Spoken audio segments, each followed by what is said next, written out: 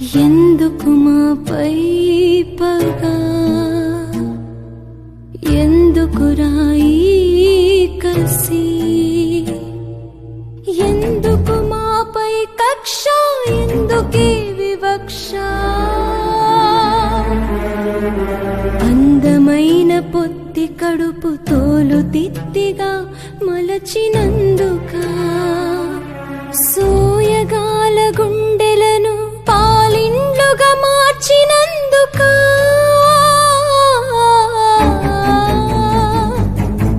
23 ముఖలు ఒకసారి విరిగినంత పురిటి నొప్పి భరించి జన్మనిచ్చినందుక,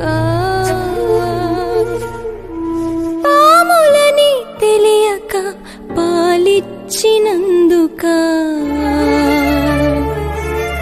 ఎందుకు మాపై పగా.